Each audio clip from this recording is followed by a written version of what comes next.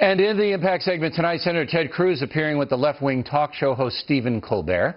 The discussion centered on whether Ronald Reagan would be supported by most Republicans today. Reagan raised taxes, okay?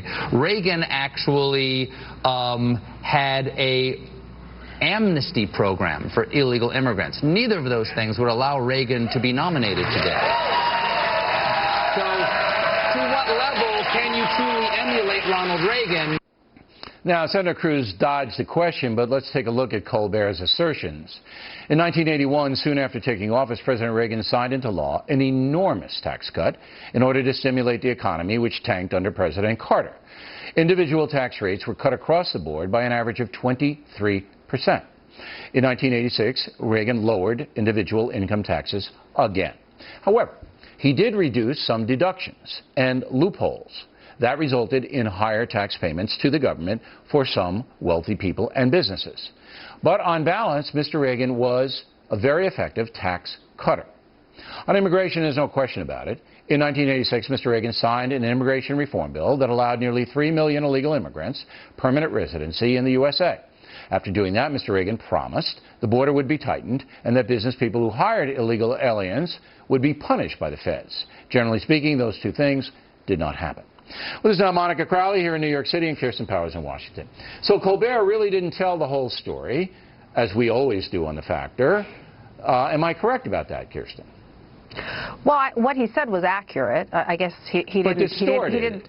Distorted. Well, I mean, accurate, but distorted. I think the point that he was trying to make was that the fact that President Reagan did raise taxes. I mean, there was a very small gas tax, there was a cigarette tax.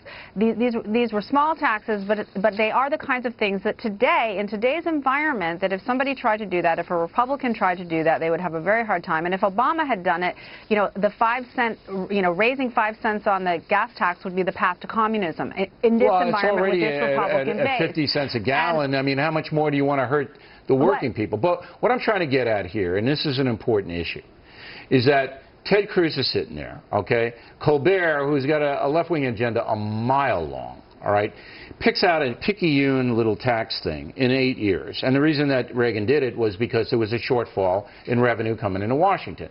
But overall, the tax cuts that Reagan put into place that stimulated the economy, that brought it back from the brink, all right, were enormous. Well, this stuff was like this.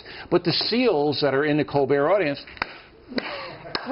you know, they don't know anything. And this teased me off. Well, you had a comedian there who was cherry-picking certain things to put a liberal spin and try to take away from Ronald Reagan. Wait, do you really think Stephen Colbert is a comedian first and foremost? Yeah, how would you think he bills himself? As an activist who happens to have a late-night show? He and Stewart both are social commentators first, and they use humor, and they're both witty guys, all right, to get the social commentary. But believe me when I tell you, the social commentary, not the laughs, are the primary thing. And Bill Maher is in that category as well. No, it's a whole different thing. Look, with Reagan, it's absolutely right about 1981 with a massive tax cut. He also had another massive tax cut in 1986. 1982, you had this huge recession. So, yes, there were some tax increases, but that was primarily the cancellation of future tax cuts scheduled to take place that hadn't I don't want to yet. get involved in the micro of Reagan's tax management, but Kirsten, I think you would agree with the stats. Yeah. The man was the biggest tax cutter in the 20th century. All right, I can't go back into, you know, the Depression and all that. No, but in modern times, the guy just slashed the personal income tax. I mean, he came in. Good. That's all I want to get there's no question that on the income tax that he slashed. Then let's switch it over. But I don't think that was the point that Colbert was making. I think the point that Colbert was making was how the base of the Republican Party doesn't allow for any kind rather than putting out a distortion on the tax thing. But immigration, Reagan did raise taxes. I mean, he did. All right, that's not what we're in business to do. Okay, we're in business to tell the whole truth. Now, immigration, Colbert is right. The whole truth is that he raised tax. Okay, I'm sorry. Go ahead. Thank you. He did do amnesty. Amnesty today would not be acceptable by anyone in the public, by very few in the Republican Party. But there's a why behind this. Why do you think amnesty today, as opposed to back in 1986, wouldn't be accepted? Powers.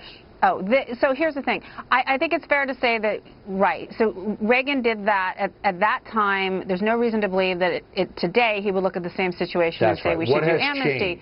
What has changed? What has changed is that I think a lot of Republicans would say that the amnesty didn't work, that Reagan saw it as being a one-time thing, and that if he was looking at it today, he might look at it and say, well, that wasn't the best thing to do. Okay. We don't know. I think more has changed than that. Let's give Ms. Monica. But one thing else I want to say, though, is the rhetoric that Reagan used, though, about immigration was very similar to the way Jeb Bush talks about immigration, and I think in that sense, Reagan I don't think people would like him. He was a nice guy. He's a humane guy. Right, but I'm saying like the base doesn't like that. How have things changed? Well, first of all, in Reagan's later years, he cited the 1986 amnesty as one of his biggest mistakes and regrets. When did he do that? Later in life. Close to his death, actually, he talked about he was doing a review of his life and political career, presidency, and he said that amnesty was one of his biggest regrets. Two things. Number one, the numbers were so much smaller. That's fewer than 3 million versus 11 to 50 million. We have no idea. Secondly, he thought it would slow the flow of illegals coming into America, and it actually incentivized and accelerated. But the economy is much different now, and for the bottom tier of Americans who paint houses and do the labor, now they have to compete against this illegal alien wave, which is not a good thing, and we could do this in an orderly fashion by giving quotas to different industries what they need. But of course, Congress can't get anything done. Well, and there's a political component to this too, because the calculation then as now is that if we do this so-called act of compassion in whatever form, that Hispanics will vote in increasing numbers for Republicans. What we showed after 1986 was that was not true. The percentage of Latino voters going Republican actually went down very significantly. Well, that should never be an equation when dealing with human beings. It's always an equation. But I know it is, but it shouldn't be. All right, ladies, thank you. Very good debate. Directly ahead, John.